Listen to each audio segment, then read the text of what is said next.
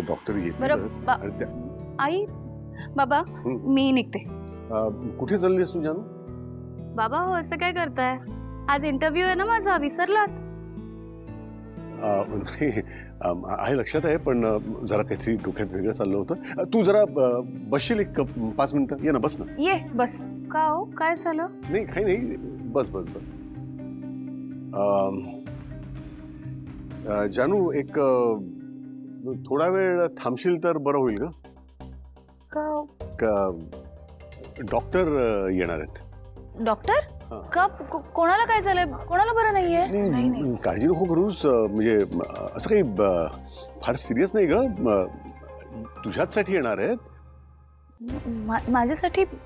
मला काय झालंय आता? अगं बाळा काही नाही, रुटीन चेकअप असतं ना ते. हां अगं पण आई आज माझा इंटरव्ह्यू आहे ना ग.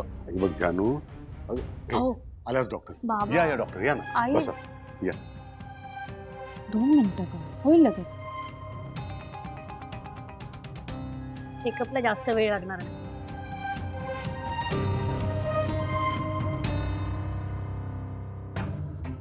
श्वास घ्या, श्वास सोडा.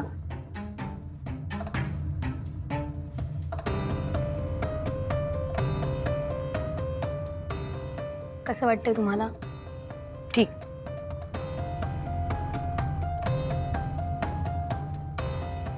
पुन्हा एकदा श्वास घ्या, सोडा. किती वेळ चेक करतायत हे? बरं, तुम्हाला काही चक्कर वगैरे येते का? नाही. काही म्हणजे डोक्याला वगैरे काही त्रास तर होत नाहीये ना? नाही. आणि फ्रेशनेस जाणवतो? हो. ओके, ठीक आहे. झालंय? हो झालंय. तुम्ही येऊ शकता. थँक्यू. सांभाळून ग. आई काळजी नको करू, मी आहे तिच्या बरोबर. हां येते. सावकाश ग. हो.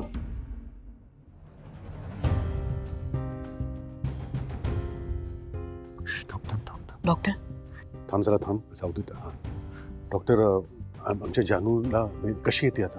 हे पहा, नुसतं बीपी चेक करून आणि पल्स चेक करून जान्हवीच्या स्मृतीमध्ये किती बदल झालाय हे एक्झॅक्ट मला सांगता येणार नाही. हा पण ही गोष्ट तेवढीच खरी आहे की जान्हवीमध्ये बदल आहे. तिच्यामध्ये बऱ्यापैकी सुधारणा झाली आहे आणि कदाचित अचानक झालेल्या बदलामुळेच तिची चिडचिड होत असावी. हां. अहो डॉक्टर, हे जयंतराव, जानूचे मिस्टर, हे आठवत नाही येतो तिला. डॉक्टर, जान्हवीची स्मृती कधीपर्यंत परत येईल? म्हणजे तिला पुन्हा आधीसारखं कधी आठवेल? हे पहा, सध्या तरी हे सांगणं खूप अवघड आहे. हा पण जर एखाद्या पर्टिक्युलर व्यक्तीची जर तुम्हाला तिला ओळख करून द्यायची असेल तर त्या व्यक्तीला तिच्या आजूबाजूला राहणं खूप गरजेचं आहे. आणि सगळ्यात महत्त्वाची गोष्ट म्हणजे तिला मानसिक त्रास होईल असं काहीच करू नका. याची सगळ्यांना काळजी घ्यावी लागेल.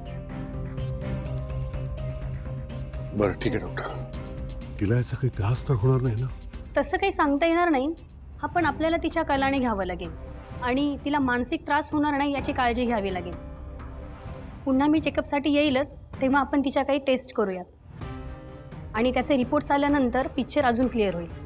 सो काळजी घ्या. येते मी. Thank you doctor. चालेल. आई मी त्यांना बाहेर सोडून येतो.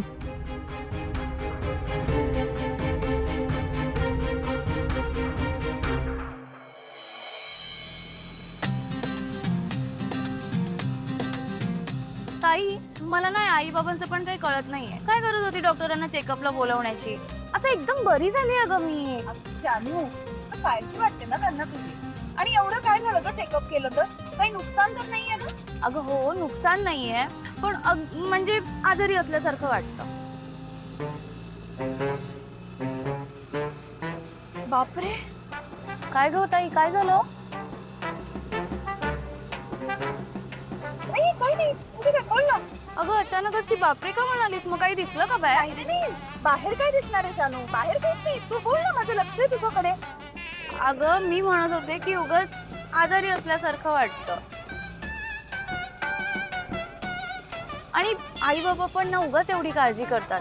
एकतर आधीच आजीचं टेन्शन आहे, त्यात उगाच माझं नको.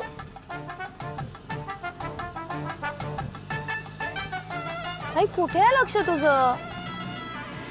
आहे ना, तुझ्याचकडे लक्ष आहे. बोल. मला सांग, तुला असं नाही वाटत का आई बाबा जर आता जास्तच हळवे झालेत?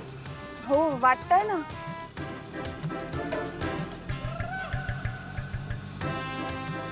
काय वाटतंय ताई? नाही मला सांग काय वाटतंय? अगं तेच की. नाही तुझं ना लक्षच नाहीये माझ्या बोलण्याकडे. नाही ग, आहे माझं लक्ष. पण जानू अगं, तू इंटरव्ह्यूला निघालीस ना, तुला काही तयारी वगैरे करायची नाहीये का? काही रिव्हिजन वगैरे करायची असेल तर करून घे. अरे देवा, हो विसरलेच होते मी. थँक्यू ताई, थँक्यू सो मच.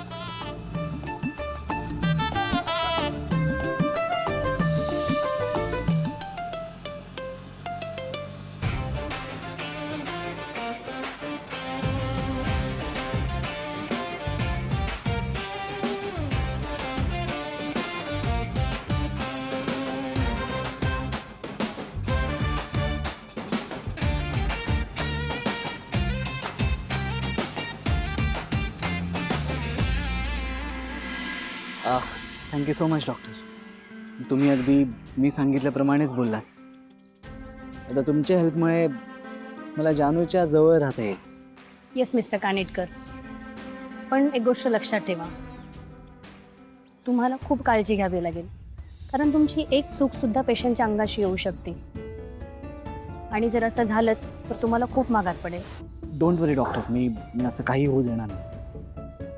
म्हणजे जान्हवीला कोणत्याही प्रकारचा त्रास होईल असं मी काही करणार नाही. Okay, take care. येते मी.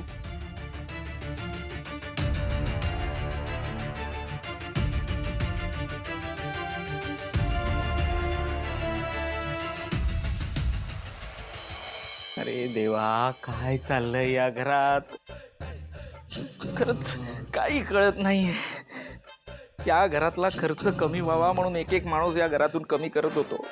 आधी जान्हवीला घराबाहेर काढलं, मग भावनाला घराबाहेर काढलं, वेंकी आरती दोघांनाही घराबाहेर काढलं. हल्ली हल्ली हरीश सिंचनाला पण घराबाहेर काढून आईला त्यांच्याबरोबर पाठवून दिलं होतं. घरातली माणसं कमी झाली होती, खर्च कमी झाला होता. पण नाही, माझं सुख कोणालाही बघवत नाही. भरतायत परत घरातच माणसं भरतायत आणि माझा खिसा रिकामा होतोय. हे देवा, माझं सुख का कोणाला बघवत नाही? येतोय परत. खरंच काय रे, स्वतःशीच काय बडबडतोयस? मी बडबडत नव्हतो, विचार करत होतो. अरे देवा. हा, नाही ठीक आहे, मला सांग कसला विचार करतोयस?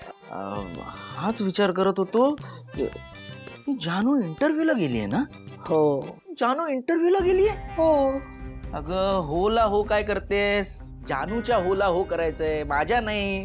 तू मुद्द्याचं बोलशील? आई, काही न विचार करता आपण तिला इंटरव्ह्यूला पाठवलंच कसं मला सांग? नोकरी शोधायला. नोकरी शोधायला? अगं ती इंटरव्ह्यूला गेली आहे म्हणजे तिला प्रश्न विचारले जाणार ना. ते प्रश्न विचारणारे तिला विचारतील, बाळा तुला लास्ट इयरला किती मार्क मिळाले? मग जानू त्यांना स्वतःची फाईल देईल ना. हो तर. तू कौतुकाने ती फाईल लावून दिलीयस ग, पण बघणारा जेव्हा ती फाईल बघेल तेव्हा म्हणेल ना की अरे तू तर 2025 मध्ये पास झाली आहेस, आत्ता 2026 चालू आहे, मग तू या एका वर्षात काय केलं? हा जेव्हा प्रश्न तिला विचारतील तेव्हा तिला 1760 प्रश्न पडतील ना आई.